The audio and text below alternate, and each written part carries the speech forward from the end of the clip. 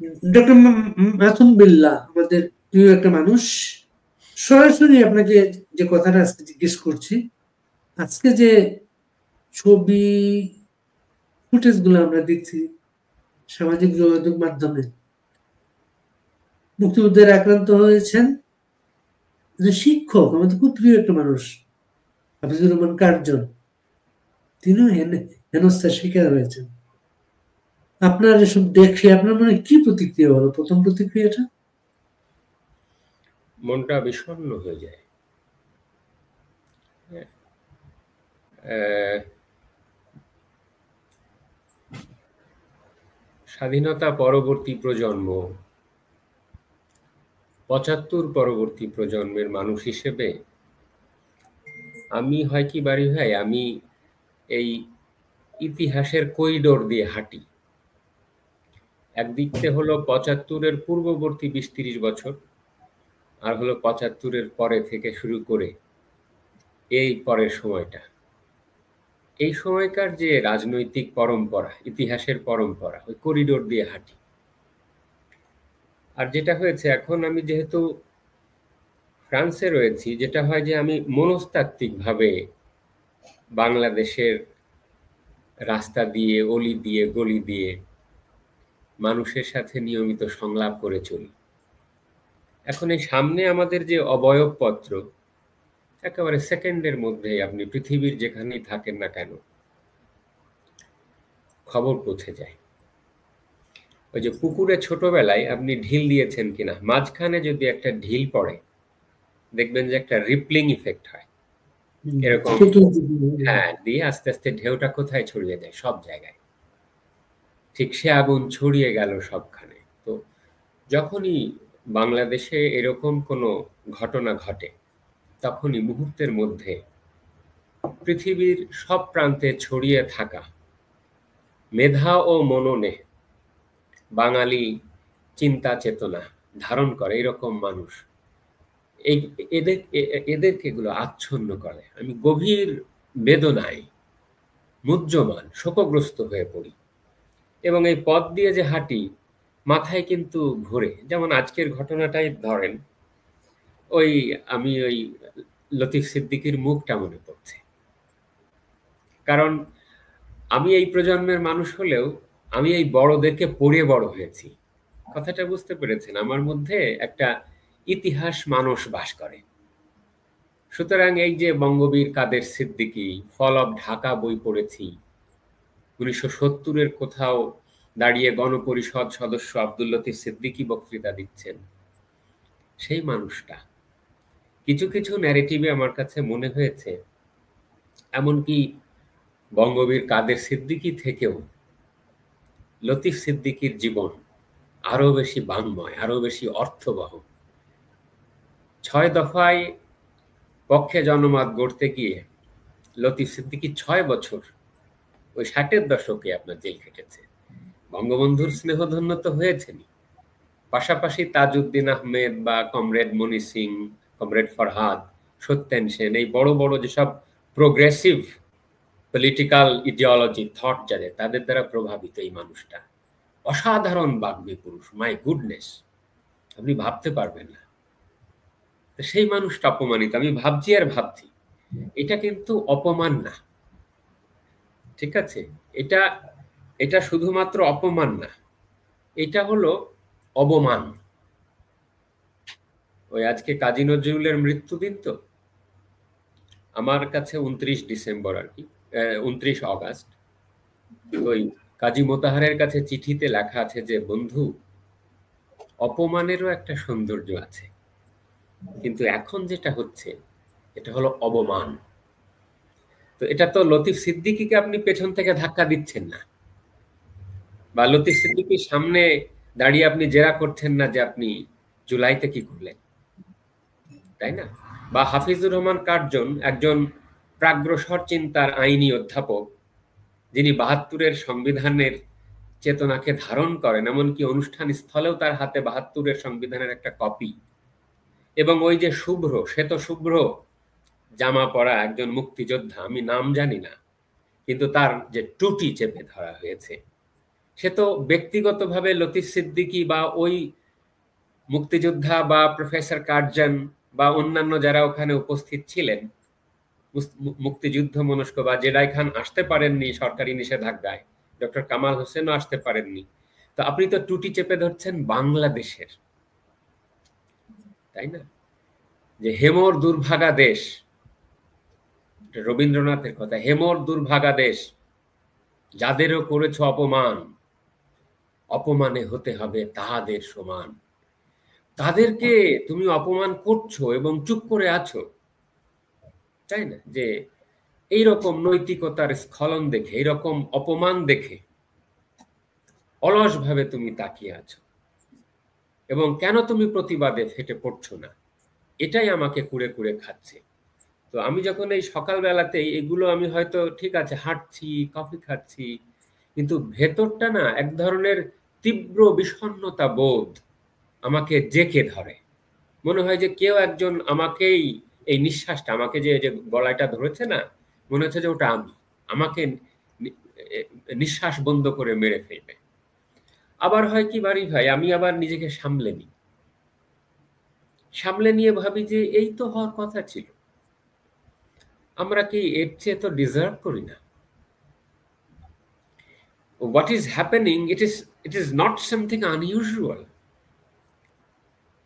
সেই দিন থেকেই তো মানে যখনই আপনি একটা কথাকে ধরে নিয়ে রাজাকার শব্দটাকে আপনি যখন যখন আপনি ব্যবহৃত হতে দেখলেন এবং কাউকে আপনি কথা বলতে দেখলেন না, এবং একটা কণ্ঠস্বর যখন মুক্তিযোদ্ধাদের পক্ষে দাঁড়ায় যে আমি বেঁচে থাকতে বাংলাদেশের একজন মুক্তিযোদ্ধাকে অপমানিত হতে দেব না, কিন্তু সেখান থেকে আপনি রাজাকার শব্দটাকে কেড়ে নিয়ে যখন আপনি ঢাকা ইউনিভার্সিটির মতন জায়গা থেকে রাতের অন্ধকারে মশাল মিছিল বের হতে দেখেন, তখন আপনাকে ভাবতে হবে যে আমাদের সর্বনাশ হয়ে গেছে।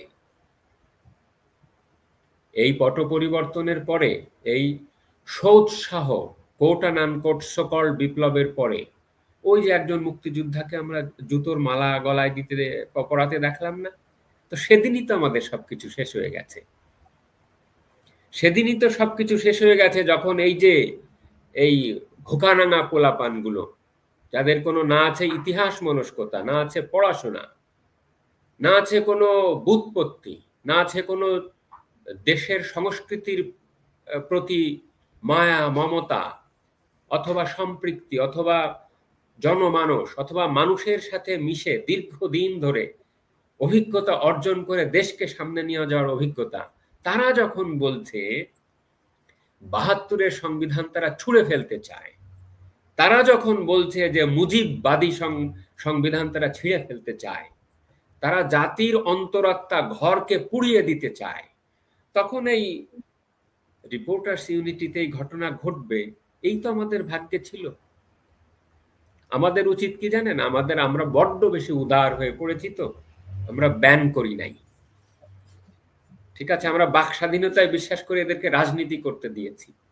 আমাদের উচিত হলো মহাত্মা গান্ধী থিওরি ফলো করা, যে আবার এইখানে একটা থাপ্পড় মারছে না, এখন আরেকটা মুখ পেতে দেওয়া যে তোমরা আমাদেরকে থাপ্পড় মারো।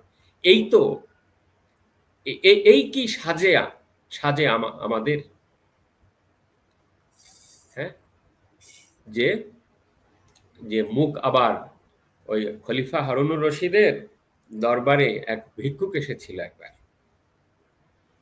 তো খলিফা বলছেন যে ওকে ভিক্ষে দাও, তো একটা কয়েন দিয়েছে, দেওয়ার পর ওই ভিক্ষুক বলছে যে আমাকে একটা জুতার বাড়ি মারেন। তখন খলিফার যে লোক ছিল পরিষদ বলছে না, এটা তো সম্ভব না, আপনাকে ভিক্ষেও দিলাম, আপনাকে আবার জুতার বাড়ি মারবো, ইটস নট পসিবল। তো বলছে তাহলে আমি ভিক্ষা নেব না। সে লম্বা গল্প। তা আমার কাছে মাঝে মাঝে মনে হয় এই সোহরাওয়ার্দী উদ্যানে এই সব মুক্তিযোদ্ধারা বাংলাদেশের যারা বেঁচে আছে, যাদেরকে দেখে বড় হয়েছি আমরা, আমার মনে আছে যে একবার একটা গ্রামের বাজারে আমি গিয়েছিলাম, সেখানে একজন থুতথুড়ে মুক্তিযোদ্ধা পথের কোনায় দাঁড়িয়ে আছেন, কেউ অ্যাটেন্ড করবার নেই। আমি খুব বিনম্র চিত্তে সালাম দেবার পরে জানতে চাইলেন পরিচয় জানতে চাইলেন, জানতে পারলাম যে মুক্তিযোদ্ধা। তাই না? বললাম যে আপনাদের জন্য একটা দেশ পেয়েছি, আমরা নিঃশ্বাস নিতে পারছি স্বাধীন বাংলাদেশে। এই মুক্তিযোদ্ধা, তাদের উচিত এইভাবে আর অপমান, এই সোহরাওয়ার্দী উদ্যানে যেখানে তারা অস্ত্র সমর্পণ করেছিল, সেখানে সম্ভবত আবার সমবেত হয়ে হয় দ্বিতীয় মুক্তিযুদ্ধ করা, আর না হয় বাংলাদেশের এই পরিণাম চেয়ে চেয়ে দেখা। এর চেয়ে কি বলতে পারি বলেন আমাকে? আপনি দেখেন যে ফজলুর রহমানের উদাহরণ আমি আর এখানে আনতেছি না, কিন্তু you can relate. There are thousand of examples by now. এর মধ্যে বীরশ্রেষ্ঠ মতিউর রহমানের শাহাদাত বার্ষিকী গেছে নীরবে নিভৃতে। Who cares? মতিউর রহমান এখন অন্য মতিউররা হিরো। মানে আপনি বুঝতে পারছেন যে the tragedy, such an irony of fate, এইরকম জাতীয় হয় বাড়ি ভাই পৃথিবীতে। কেন ইমাজিন ইট, যে মতিউর রহমানের এসে একজন স্ট্যাটাস দিয়েছে যে ওই যে গাদ্দার, পাকিস্তানের ভাষায় মতিউর রহমান হলো গাদ্দার, কারণ প্লেন ছিনতাই করে নিয়ে এসছে। রশিদ মিনহাজ হলো হিরো। বাংলাদেশে ইতিহাস দুই ধরনের মতিউরের ইতিহাস। একটা হলো বীর শ্রেষ্ঠ মতিউর রহমান, আর একটা হলো রাজাকার মতিউর রহমান নিজামী, মৈত্যা রাজাকার। এই মৈত্যা রাজাকার কি করছিল ৭১ সালে? এই রশিদ মিনহাজের বাপের চিঠি লিখছিল শোক জানায়া, সহমর্মিতা জানায়া, যে তার মৃত্যুতে আমরা গভীরভাবে শোকাহত এবং সে শহীদ, আল্লাহ যেন তাকে শহীদানের মর্যাদা দেয়। কিন্তু দেশমাতৃকার ডাকে যে বীরশ্রেষ্ঠ মতিউর রহমান T-33 বিমানের দুর্দম পাখায় ভর করে ফেলে তার মাহিন তুহিন মিলি, পরম আশ্চর্য এক কবিতার ইন্দ্রজাল স্রষ্টা হলো। তার চেয়ে বড় কবিতার কোন বঙ্গভাষী কবে লিখেছে, কোথায়? তাই না? ডক্টর মনিরুজ্জামানের কবিতাতে আছে। সেই মতিউর রহমান ধস্তাধস্তি করলো, বিমানটা নিয়ে এসে বাংলাদেশের পক্ষে ব্যবহার করবে, কিন্তু ভারতীয় সীমান্তে সেই বিমানটি বিধ্বস্ত হয় এবং তার মাজার কবর রয়েছে। পরবর্তীতে বাংলাদেশে এটা ফেরত আনা হয়েছে। তার এখানে নতুন প্রজন্মের এরা, এই so called quote and unquote জুলাই যোদ্ধারা, এদেরই প্রতিনিধিত্ব। এই যে আজকে যে ছেলেটা আপনি দেখলেন, কি কুৎসিত চেহারার। আমি চেহারা নিয়ে মন্তব্য করতে চাই না, আপনি এদের মুখ দেখলে পড়তে পারবেন যে এরা কোথা থেকে উঠে এসেছে। এবং বাই নাও আপনার এই সামাজিক যোগাযোগ মাধ্যমে চলে এসছে এদের পরিচয়। এবং এই ঢাকা ইউনিভার্সিটিতে এই যে যারা জামাত ইসলাম বা শিবির প্যানেলে দাঁড়িয়েছে, এদের অত্যন্ত ক্লোজ এইড হচ্ছে এই ছেলেটা। তাহলে এই ধরনের ছেলেরা মতিউর রহমান বীরশ্রেষ্ঠ, তাদের ব্যাপারে গাদ্দার হিসেবে স্ট্যাটাস দিচ্ছে এবং আমরা সেটা সহ্য করে আছি।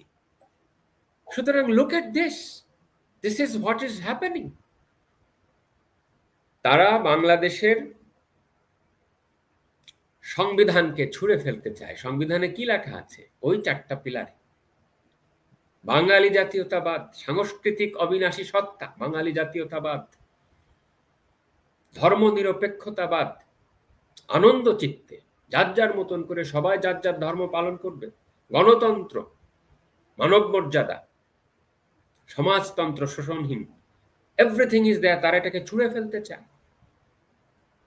সুতরাং মুক্তিযুদ্ধের যে বাংলাদেশ, সেই মুক্তিযুদ্ধের বাংলাদেশটাকে এরা ছুঁড়ে ফেলতে চায় এবং তারা পাল্টা ন্যারেটিভ। দীর্ঘদিন ধরে তো তারা পারে নাই। কেন পারেন নাই জানেন? Irrespective of all the criticism Sheikh Hasina has, ভাই তারা একজনের জন্যই পারে নাই, বঙ্গবন্ধুর রক্তের উত্তরাধিকার। So this is the opportunity. So July 24 has unfolded an opportunity for them to snatch away Bangladesh. তারা ৭১-এ পারে নাই, গণহত্যা ন্যারেটিভ পাল্টা তৈরি করছে, এটাও নাকি গণহত্যা।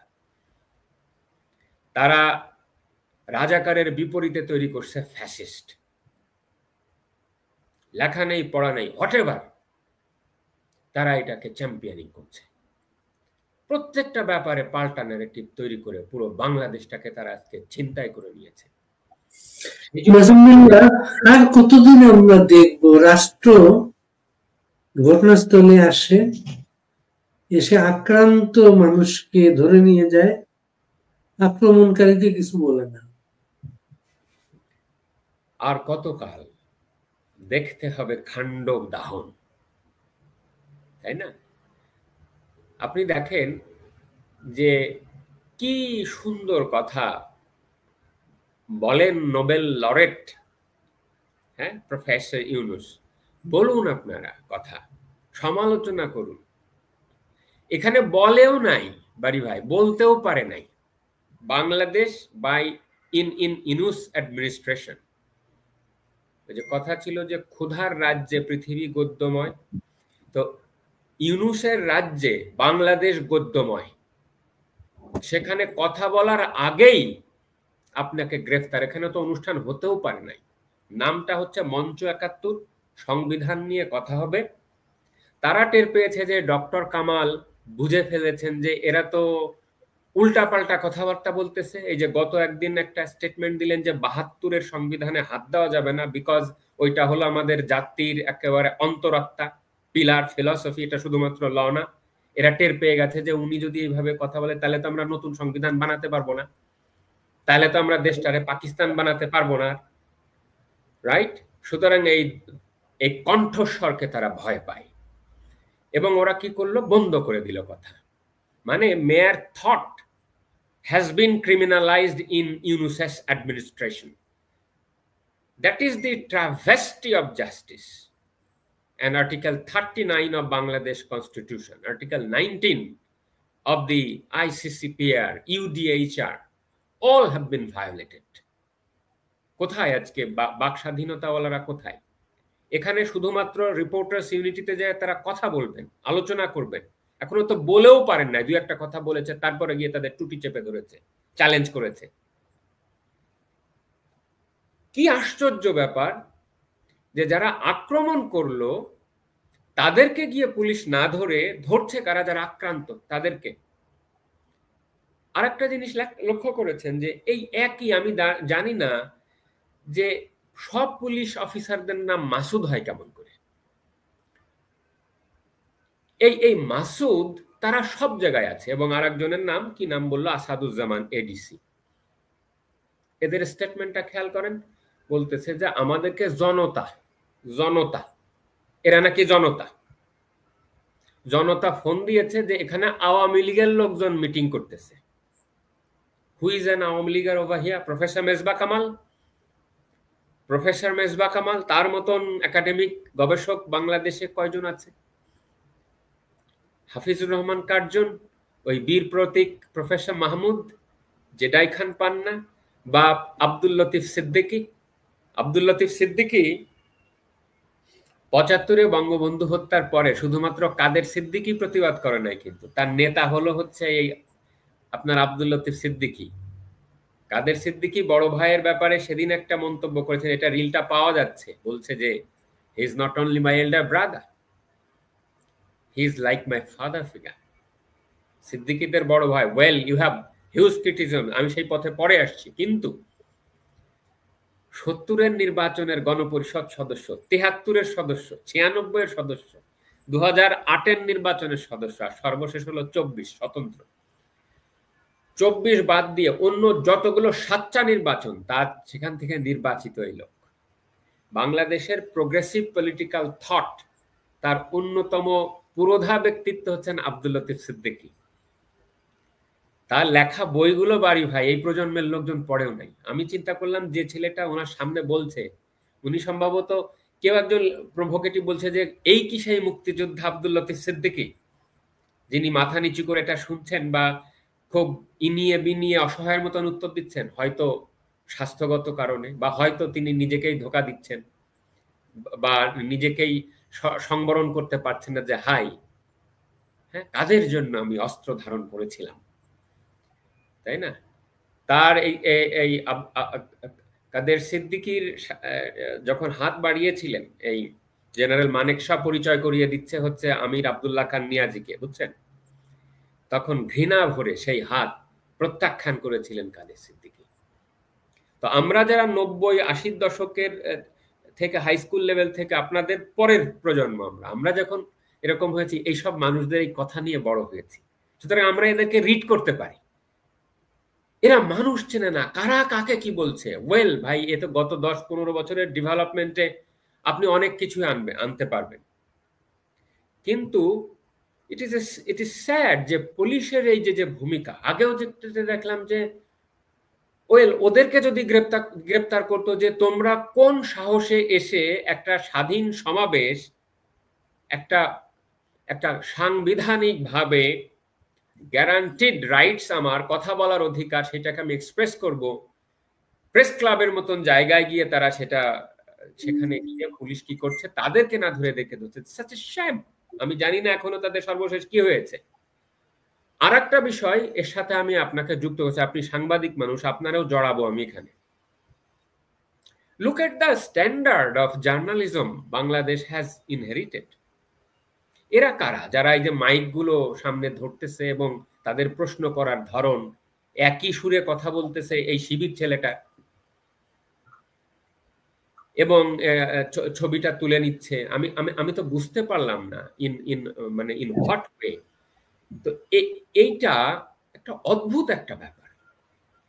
মানে এটা নিজেদেরকে প্রবোধ দেব কি বলে বলুন তো, যে এত স্ট্যান্ডার্ড আমাদের নিচে নেমে গেছে, যে বলছে যে জনতা ধরিয়ে দিয়েছে আব্দুল লতিফ সিদ্দিকীকে। হলো এটা একটা স্ট্যান্ডার্ড, এটা একটা শিরোনাম হলো। এর চেয়ে বড় কোন ধরনের এই অপমান এবং আত্ম অবমাননা, আত্মপ্রবঞ্চনা হতে পারে? একটা সমাজে বাস করা যায় কখন? যখন অ্যাটলিস্ট ন্যূনতম পক্ষে একটা সুবচন থাকে। কিন্তু সেই সুবচনটাও আজকে নির্বাসনে। এত বেশি প্রতিক্রিয়াশীল একটা সমাজ তৈরি হয়েছে, আপনি এতটুকুন বাক্য সহ্য করতে পারবেন না যে সেখানে সংবিধান বিষয়ে কথা হবে, বাংলাদেশ রাষ্ট্রের প্রতিষ্ঠাতা প্রিন্সিপাল বিষয়ে কথা হবে, মুক্তিযুদ্ধ বিষয়ে কথা হবে। তাহলে আপনি তাকে আওয়ামী লীগ ব্র্যান্ড দিচ্ছেন। সেটাই তো আওয়ামী লীগ বলতে চাইতো, যে আমরা যদি না থাকি তাহলে মুক্তিযুদ্ধের কথা কে বলবে? How can you detach the Awami League politics from the statement, from the ideology of 1971? অপব্যবহার করেছে। আপনারা বলতেন যে তারা মূলধন ক্যাপিটালাইজ করেছে, তো আপনি কেন একটা স্ট্যান্ডার্ড দিলেন না যে this is the standard of 1970 on top? Whereas আপনি কি করছেন? সবগুলো কেড়ে নিচ্ছেন, সমস্ত কিছু। বাংলাদেশটাকে কপর্দকহীন কি নিয়ে একটা দেশ বাঁচবে আমাকে বলতে পারেন? সোললেস, ব্যাংকরাপ্ট জাতির 2041, 2050, 2071 বলুন তো একটা ছেলেকে কি শেখাবে আমাদের গার্ডিয়ানরা? কাকে দেখাবে? বলবে যে লুক অ্যাট দ্যাট ম্যান। বঙ্গবন্ধুর মতন হিমালয় সম ব্যক্তিত্ব, তাজউদ্দিন আহমেদের মতন হিমালয় সম্পন্ন ব্যক্তিত্ব, বা এই রাজনীতিকরা, তাদেরকে যদি আমি দেখাতে না পারি, আমি কাকে দেখাবো? আপনি প্রফেসর ইউনূসকে দেখাতে চাইছেন সামাজিক ব্যবসার বাইরে, সুদ ব্যবসার বাইরে আর বড় কোনো বক্তৃতা নাই। এত বড় ঘটনা হলো, আপনি দেখেন যে প্রফেসর ইউনূস অ্যাডমিনিস্ট্রেশনের ইমিডিয়েট কোনো প্রতিক্রিয়া নাই। ওয়্যারাজ তাদের উপদেষ্টা প্রফেসর আসিফ নজরুল বা আদিলুর রহমান খান ওই অধিকার করত এবং ওই বলল যে 3,000 না 4,000 বলে নিহত হয়েছে আপনার শাপলা চত্বরে। 62 জনের বেশি লিস্ট দিতে পারে না, রাইট? নাম চায়, নাম দিতে পারে না। সেই আদিলুর রহমান খান বা সাইদা রিজওয়ানা হাসান বা শারমিন মুর্শেদ, এরা তো মানবাধিকারের ধ্বজাধারী রে ভাই। ব্রতী করতো কত কিছু, সেকেন্ডের মধ্যে সবাই জেনে ফেলতে পারছে। আপনি তো জানছেন যে এখানে এত বড় একটা ঘটনা ঘটেছে, কই স্টেটমেন্ট কোথায়? দুঃখ, রিমোর্সটা কোথায়? অ্যাকশনটা কোথায়? কোনো প্রতিক্রিয়া তো নাই। তো প্রতিক্রিয়া যদি আপনারা এত কিছু নিয়ে প্রতিক্রিয়া দিচ্ছেন, নির্বাচন বাদে সবকিছুই করতেছেন, সংস্কারের যে ডালা সেটা মাথায় নিয়ে একেবারে কুব্জ হয়ে গেলেন, বাস্তবায়নের কোনো খবর নাই। whereas মুক্তিযুদ্ধ তো না, পুরো বাংলাদেশের টুটি চেপে ধরা হয়েছে, but you have got no reaction. এটা কোন ধরনের প্রশাসন? এর শেষ কোথায় দেখেন আপনি?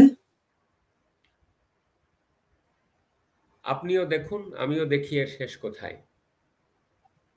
এটা মানে যে পথে গেছো তুমি সেই পথে হাই, সেই পথে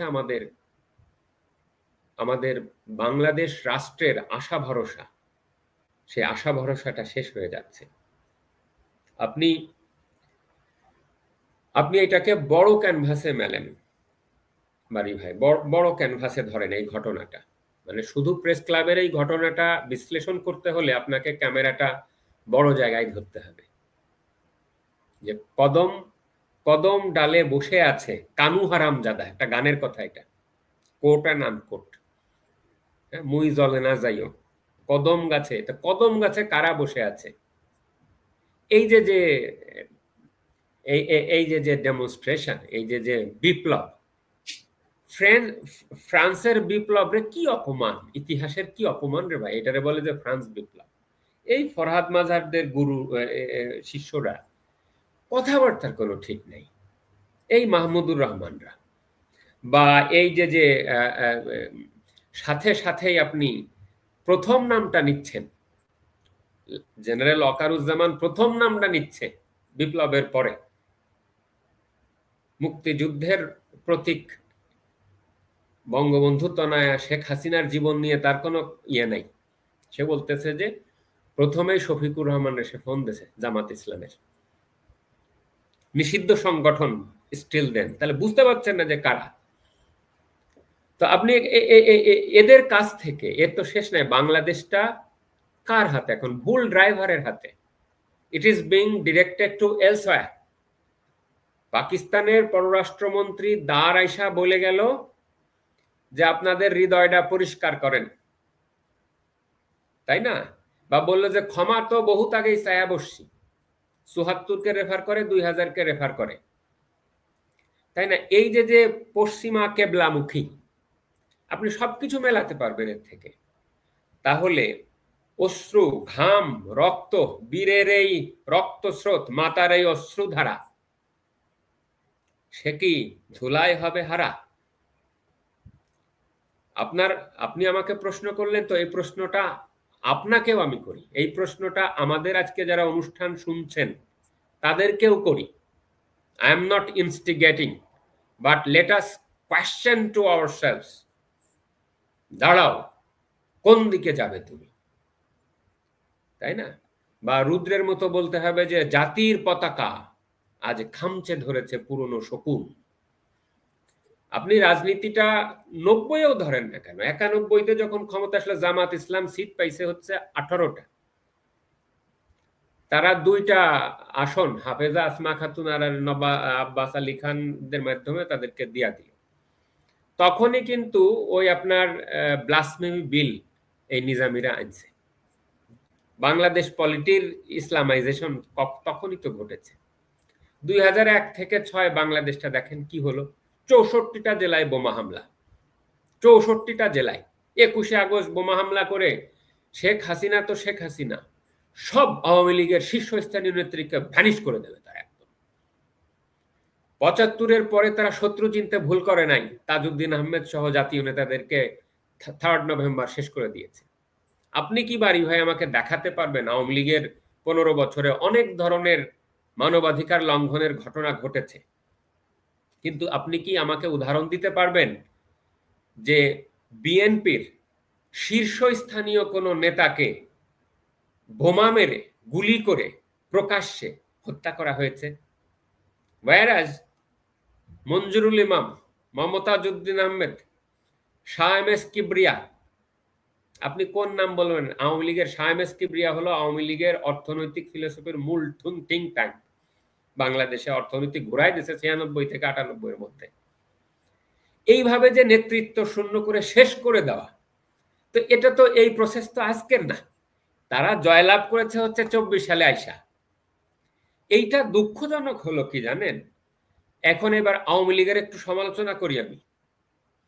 এই লতিফ সিদ্দিকী কেস বা Kader Siddiqui case in by that way, by way of extension, it is a very good study to study Awami League politics. এরা এইটাকে হয় ধারণ করতে পারে না, অথবা যেভাবে ডিল করা উচিত ছিল সেভাবে পারে না, রাইট? অথবা যে সময় করা দরকার ছিল সেভাবে পড়ে না। আপনি লতিফ সিদ্দিকীর এক্সিটটা খেয়াল করেন, ধর্মীয় অনুভূতিতে আঘাতের দায়ে শেখ হাসিনা বাধ্য হয়েছিলেন তাকে মন্ত্রী পরিষদ থেকে বাদ দিতে। That was A surrender of Awami League progressive politics, secular politics to the Walter of religious fanatic politics. আমরা সমালোচনা করছি যে এইটা ঠিক হচ্ছে না। এই যে আস্তে আস্তে ওরা সুযোগ পেয়ে গেছে, তাই না? সুযোগ পেয়ে গেছে, সুতরাং তারা আওয়ামী লীগটাকে গ্রাস করে ফেলেছে। এটা চন্দ্রগ্রহণের মতন। বা আপনি কাকড়া চেনেন তো? কাকড়ার ব্যাপারে বলা হয় যে ওর পেটের মধ্য থেকে ওর বাচ্চারা সবকিছু খেয়ে নিয়ে তারপরে ওটাকে ধ্বংস করে দিয়ে বের হয়ে যায়। তো বাংলাদেশে মৌলবাদী রাজনৈতিক গোষ্ঠীরা এটা করছে, করে পুরো বাংলাদেশটাকে এখন দখল করে নিয়েছে। এর শেষ আপনি এটা আওয়ামী লীগকেও এই প্রশ্নটা করতে হবে যে তারা তাদেরকে ঝেড়ে কাটতে হবে। আরেকটা কথা বলি, এই আব্দুল লতিফ সিদ্দিকী বা বঙ্গবীর কাদের সিদ্দিকী, তারা সকালে একরকম কথা বলেন, বিকালে আর একরকম কথা বলেন। আরে ভাই, মুক্তিযুদ্ধের কথা যখন আপনি বলবেন, বঙ্গবন্ধুর কথা যখন আপনি বলবেন, আর শেখ হাসিনারে নিন্দা করবেন, এইটা হয় না ওইভাবে। এইটা হলো বাম রাজনীতিকরা করে, বা অতি আলগা দরদি হয়ে ডানপন্থী রাজনীতিকরা করে যে হ্যাঁ শেখ হাসিনা খারাপ, বঙ্গবন্ধু ভালো ছিল। বঙ্গবন্ধুরে মারা ঠিক আছে, রাসেল শিশু তারে কেন মারছে? আপনি বোঝেন কথাবার্তার স্টেটমেন্ট এগুলা। তো আমার কথা হচ্ছে যে they are very hard to understand. এটা আওয়ামী লীগের লোকজন আজকে হাহা করছে, তাই না? দ্য কোয়েশ্চেন ইজ, আপনারা কেন তাকে রিড করতে ভুল করেছেন? অথবা ওই পরিবারের কাছে আমার প্রশ্ন হলো, সিদ্দিকী পরিবারের কাছে, যে আপনারা কেন আওয়ামী লীগ পলিটিক্স এইভাবে করে সকালে একরকম বলেন, বিকালে আর একরকম করেন? আপনাদের তো আজকে এই মিউ মিউ প্রতিক্রিয়া মানায় না। আজকে কাদের সিদ্দিকী একটা সম্মেলন করলেন, তিনি খুব কুল হেডেড, অ্যাজ ইফ কিছু হয় না, যে প্রতিক্রিয়া আমরা তেমন একটা দেখাবো না, হলে হবে। তারা দুর্নীতির দায়ে অভিগ্রস্ত, কিসের তাদের এত শঙ্কা? সেইখানে আমি বলি যে এইখানে আওয়ামী লীগের নিজের কাছে প্রশ্ন করা উচিত ছিল যে আজকে এদের প্রতি আপনারা চিনতে ভুল করেছেন, বা যথাযোগ্য মূল্যায়ন করে এই মৌলবাদ মোকাবেলা করেই এই ধরনের মানুষকে আওয়ামী লীগ রাজনীতিতে ধরে রাখা উচিত ছিল।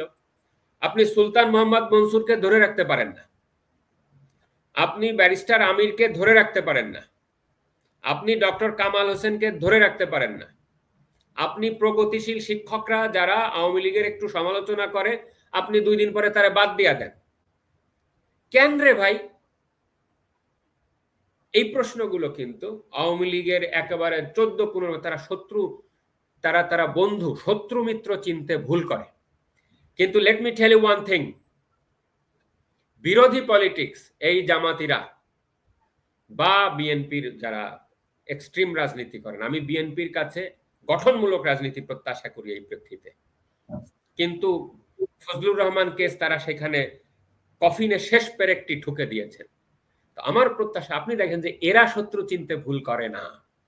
সো আওয়ামী লীগ আব্দুল লতিফ সিদ্দিকীকে চিনতে ভুল করে, কিন্তু জামাত বিএনপি আব্দুল লতিফ সিদ্দিকীকে চিনতে ভুল করে না। তাই তারা গিয়ে তার টুটি চেপে ধরে। আপনি জেডাই খান পান্না তো প্রকাশ্যে বলেন যে আমি আওয়ামী লীগ করি না, কিন্তু আমি বঙ্গবন্ধু মুক্তিযুদ্ধের প্রশ্নে কোনো ছাড় দিই না, রাইট? কিন্তু তারা ওই জেডাই খান পান্নাকেও ভয় পায়, বৃদ্ধ মানুষ, বিকজ ভয়েস, যে এই একটা মানুষ আবার যদি কেউ মুক্তিযুদ্ধের কথা বলে যে জাগো বাহে, কণ্ঠে সবাই। তো এইরকম যদি একটা ভয়েস, আপনি সেই ভয়েসগুলো আস্তে আস্তে কি দিচ্ছেন, নিভিয়ে দিচ্ছেন। সুতরাং এরা জানে যে যদি আবার এরা মুক্তিযুদ্ধের কথা বলে, বঙ্গবন্ধুর কথা বলে যদি আবার সবাইকে ডাক দেয়, ঠিকই আওয়ামী লীগের রাজনীতি আবার ফিরে দাঁড়াবে। সুতরাং তারা কিন্তু শত্রু চিনতে ভুল করে না, তারা তাজউদ্দিন আহমেদকে চিনতে ভুল করে না। সুতরাং কাকে ধরতে হবে, তারা প্রফেসর বারকাতকে চিনতে ভুল করে না, রাইট? সুতরাং এই যে মুক্তিযুদ্ধের বাংলাদেশ, এই মুক্তিযুদ্ধের বাংলাদেশকে 2024 সালের 5ই আগস্ট ছিনতাই করা হয়েছে এবং যারা ক্ষমতাসীন হয়েছেন তারা যে স্বরে কথা বলছেন সেই স্বরে ওখানে তারাই বসে আছেন, শুধুমাত্র সার্ভ করছেন এই বিভিন্ন গোষ্ঠীকে। And I cannot distinguish between the extreme rightist force and extreme leftist force. এই ধরনের টার্মোয়েলিং কমপ্লেক্স পলিটিক্যাল যে ম্যাট্রিক্স, এর মধ্যে বাংলাদেশকে যে বাঁচাতে পারত, বাংলাদেশকে আবার যারা তুলে ধরতে পারেন, তারা হচ্ছে মুক্তিযুদ্ধ মনস্ক, শোষণহীন, সমাজতান্ত্রিক, ধর্মনিরপেক্ষ মনস্ক, বহুত্ববাদী সমাজ ব্যবস্থা, পারস্পরিক সম্মানপূর্বক একটা সামাজিক মূল্যবোধ সম্পন্ন রাজনীতি, অল্ট্রুইস্টিক প্যাট্রিয়টিজম, যেটা মধ্যবিত্ত বাঙালি, মুসলমান, হিন্দু, বৌদ্ধ, খ্রিস্টান যারা বাংলাদেশটাকে স্বাধীন করেছিলেন, এই মূল্যবোধ কেন্দ্রিক পলিটিক্স বাংলাদেশকে বাঁচাতে পারে, সেইটারই টুটি চেপে ধরা হয়েছে। ফলে বাংলাদেশ আজকে সঠিক পথে নাই। আমি জানি না এখান থেকে কিভাবে আমরা ফিরব, but let me echo the voice of Z I Khan Panna once again, যে আমাদেরকে ঐক্যবদ্ধ হতে হবে। যারা মুক্তিযুদ্ধের কথা বলেন, যারা এখনো বেঁচে আছেন, নতুন প্রজন্মকে দয়া করে আপনারা পথ দেখান। আমরা জানি না সেই মুক্তিযুদ্ধের ঝান্ডাটা আমরা সামনে কতদূর ধরতে পারবো। যেহেতু একটু দূরে আছি বিধায়ী আমি বড় গলায় এটা বলতে পারছি। You can imagine the state of freedom of expression in Bangladesh. যেই আপনার বাংলাদেশে থেকে কথাটা বলবে তারই কিন্তু এই টুটিটা চেপে ধরবে। এইটার নাম হচ্ছে এনার্কি, এইটার নামই হচ্ছে এনার্কি, এইটার নামই হচ্ছে দুঃশাসন, এইটার নামই হচ্ছে অরাজকতা। আমাদের আর্টিকেল 39 প্রফেসর আসিফ নজরুল আপনার ওই বাংলা ভিশনে একটা প্রোগ্রাম করতো, আপনার মনে থাকার কথা, আর্টিকেল 39, তাই না? সেদিনও এই 2013 এই যে রূপাদের প্রোগ্রামে পারি ভাই, আমার নিজের চোখে তো আমি দেখছি যে ফারজানা রূপা, মিথিলা ফারজানা, নবনীতা চৌধুরী আওয়ামী লীগের বড় বড় মন্ত্রীদেরকে তুলোধনা করে ছাড়ছে। আপনি কয়টা টেলিভিশন চ্যানেলে এখন এই ইন্ডিপেন্ডেন্ট কণ্ঠ বা আওয়ামী লীগের কণ্ঠকে প্রতিনিধিত্ব করে, মুক্তিযুদ্ধের কণ্ঠকে প্রতিনিধিত্ব করে মেইনস্ট্রিম টেলিভিশনে আপনি দাওয়াত দেন? প্রফেসর আসিফ নজরুল তো আর্টিকেল 39 নিয়ে কথা বলতেন। বাংলাদেশের সংবিধানের I want to ask two professor Asif Nazrul, যে সংবিধানটা তো স্থগিত করেছেন কার্যকরী ভাব, মানে কার্যত, মুখে তো বলেন না, রাইট? বা সংবিধানকে ছুঁড়া ফেলতে চায়, কিছু কথা বলেন না, কারণ সংবিধানহীনতার মধ্যে যাদের বড় হওয়া তারা সংবিধানটা দেখতে পাবে না, এটাই স্বাভাবিক। কিন্তু এই যে fundamental rights of freedom of expression, এটা তো শুধুমাত্র বাংলাদেশ সংবিধান লেখার ডেট থেকে নাই, এটা তো সৃষ্টির আদিকাল থেকে আছে। এইটা তো ওই ইউডিএইচআর এ গ্যারান্টি দেওয়া আছে, এইটা তো ওই 1215 সালের ম্যাগনা কার্টাতে বলা আছে, এইটা তো পৃথিবীর যত ফান্ডামেন্টাল ডকুমেন্টস আছে সবই বলা আছে। তো আপনারা এইটাকে কিভাবে কেড়ে নিচ্ছেন, বাক স্বাধীনতাকে? আপনারা না বললেন যে বাক স্বাধীনতা, সবাই যার যার মতন করে কথা বলতে পারবে? কই বাংলাদেশে চ্যানেলগুলো তো দিয়ে দিয়েছিলেন শেখ হাসিনা, তারা তো, আপনারা তো সকাল বিকাল 14 বেলা তার মুন্ডুপাত করতেন, 14 বেলা তার থেকে ক্ষমতাচ্যুত করতেন। তো কই, এখন তো আপনারা মেইন স্ট্রিম টেলিভিশনে 1-2 জন বাদে যাও বা কথা বলছিল, আপনারা বন্ধ করে দিলেন। Why on earth you are doing this? You are talking about democracy, you are talking about pluralism. What the hell is happening in Bangladesh? এই বাংলাদেশটাকে আপনারা কোন দিকে নিচ্ছেন? আপনি কোর্টের দিকে খেয়াল করেন, তত্ত্বাবধায়ক সরকার ব্যবস্থাকে তারা কি করতে চাচ্ছে, কোর্টের মাধ্যমে কোর্টের মাধ্যমে বলছে যে আবার পুনরুজ্জীবন হবে। হঠাৎ করে শেখ হাসিনা যখন বলছে যে ওয়েল অ্যান্ড গুড, আমরা তত্ত্বাবধায়ক সরকার চাই, এখন আবার খুব দ্রুত এই বদিউল আলম মজুমদাররা সুর পাল্টাইছে, বা they are not pressing the case well, অক্টোবরে ডেট দিয়ে দিয়েছে যাতে এর মধ্যে অন্য একটা কিছু করা যায়। কোর্ট যদি এটা রিভাইভ করে, কালকে আপনি দেখেন রিপোর্টে বলতেছে যে অ্যাটর্নি জেনারেল আর্গু করতেছে যে আপনাদের ক্ষমতা আসছে কোত্থেকে জানেন? চিফ জাস্টিসের সামনে। If I am coating it correctly, I hope it is being মানে রিপোর্টেড রাইটলি। সেইখানে কি বলছে জানেন? বলতেছে যে মাননীয় ইয়োর লর্ডশিপ, চিফ জাস্টিস এবং প্রধানমন্ত্রী কেমনে হবে এটা কিন্তু রাজপথ থেকে নির্ধারিত হয়েছে। মানে আপনি সাংবিধানিক আদালতের সর্বোচ্চ আদালত আপিলের ডিভিশন, সেইখানে গিয়ে রাষ্ট্রের অ্যাটর্নি জেনারেল আর্গু করতেছে যে আপনি নিয়োগপ্রাপ্ত হয়েছেন সংবিধান অনুসারে না, আপনার ওথ সংবিধানের প্রতি না, মানুষের প্রতি দায়বদ্ধ না, আপনি হলো ওই মব রাজপথে নাকি এই চিফ জাস্টিস এবং সে নিয়োগপ্রাপ্ত হয়েছে। তারা বোঝাতে চাচ্ছেন যে জাস্টিস খায়রুল হক যে রায় দিয়েছিলেন, জাস্টিস খায়রুল হক যে কথা বলেছেন, ওইটাই তো জাস্টিস রেফাত আহমেদ মুখে বলতেছে যে আমরা সাময়িকভাবে কি সমাধান দেব। যখনই তারা দেখতেছে যে এটা শেখ হাসিনার মুখে বলছে, সুতরাং হঠাৎ করে আমি জানি না, দে আর ডুইং পলিটিক্স, তারা they are fishing in the muddy water, ঘোলা পানিতে মাছ শিকার করছেন। So look at this all things, আপনি প্রত্যেকটা ঘটনা একে অপরের সাথে, it is a composite character. বাংলাদেশে আপনি একটা বিষয় নিয়ে স্থির থাকতে পারবেন না, একটু পরে আর একটা বিষয় এসে হাজির হবে। তো আমার কাছে মাঝে মাঝে মনে হয় যে বাংলাদেশ এই অল এমব্রেসিং মিডিয়া ফেনোমেনন এটা নিতে পারতেছে না। ফলে এক ধরনের কি হচ্ছে, প্রতিক্রিয়া সৃষ্টি হচ্ছে। আপনি কালকেই দেখেন যে বুয়েটের ছেলে মেয়েরা কি করলো, এবং সেখানে পুলিশি অ্যাকশনটা দেখেন। তো আপনি যে মুখ চেপে ধরেছিল, আপনি জুলাইয়ের আন্দোলনে সেই ছেলেটার মুখ চাপাটা হলো আপনার ফ্যাসিজমের বিরুদ্ধে, তো কালকে যে মুখ চেপে ধরলো মাসুদ, এটা কি হলো? এটা কোন ফ্যাসিজমের বিরুদ্ধে? এই যে সমাজে শব্দ খরচের অবাধ প্রতিযোগিতা এবং জলের দরে এক একটা ধরনের টার্ম খরচ করা, এবং যাকে তাকে যা তা বলে এক এক ধরনের টার্ম করা, মানে স্টিগমাটাইজড করা, এপিথেট দেওয়া, কলঙ্ক লেপন করে দেওয়া, এইভাবে একটা অসুস্থ সমাজ বাঁচতে পারে না।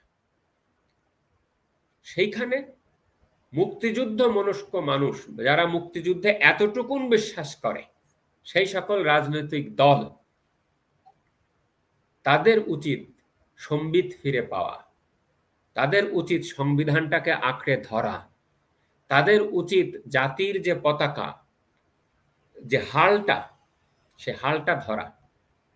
এই যে আবু সাইদ নামে একজন চলচ্চিত্রকার আছে, তার একটা গানে আছে যে যে উজান গাঙে পাল সাজায়, তা আমরা হচ্ছে উজান গাঙে পাল সাজায়, হাওয়ারে তোর দেখা নাই। উজান গাঙে পাল সাজায় আছে, কিন্তু পালটা কখন চলে? হাওয়াটা লাগতে হয়। হাওয়ারে তোর দেখা নাই, আমি হাল ধইরাছি বেসন দইরার মাঝে কি হাইরে। তো আমরা জাতি হিসেবে আমরা এখনো যারা মুক্তিযুদ্ধকে ধারণ করি হৃদয়ের, মুক্তিযুদ্ধের পরের প্রজন্ম হলো, আমরা বঙ্গবন্ধুকে দেখি নাই ভাই, জাতীয় চার নেতাকে দেখি নাই, কিন্তু আমরা ইতিহাসটা পড়ছি, আমরা মুক্তিযুদ্ধের গল্পটা শুনছি, আমরা জিয়াউদ্দিন তারিক আলীদের কাছে বসে বসে গল্প শুনছি, তাই না? আমরা এই অন্যান্য যে বীর প্রতীক মুক্তিযোদ্ধারা আছে, তাদেরকে ডাকে নিয়ে গল্প শুনছি। আমরা বুঝতে পারি যে মুক্তিযুদ্ধটা কি, বাংলাদেশটা কি।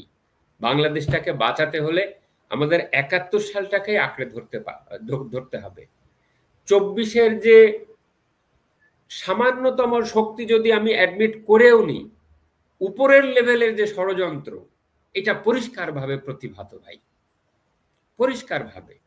সাম এনজিও পিপল, তারাই দেখবেন যে আগের যে স্টেটমেন্ট, তারাই সামনের দিকে এসে ক্ষমতাটা দখল করে নিয়েছে। এত বড় দুর্বলতম একটা সরকার আমি এর চেয়ে আর আগে কখনো দেখি নাই। সো অনেক ধন্যবাদ আপনাকে। আমরা কিন্তু এত মন্ত্রমুগ্ধের মতো আপনার কথা শুনি, এবং আপনার কথায় কোনোভাবে ছন্দ ব্যাহত হবে সেই চেষ্টাও করি নাই। আপনাকে অনেক ধন্যবাদ। দেশটা মুক্তিযুদ্ধের পথেই থাকুক। মুক্তিযুদ্ধের কাছেই থাকুক। সবাইকে শুভেচ্ছা। ধন্যবাদ।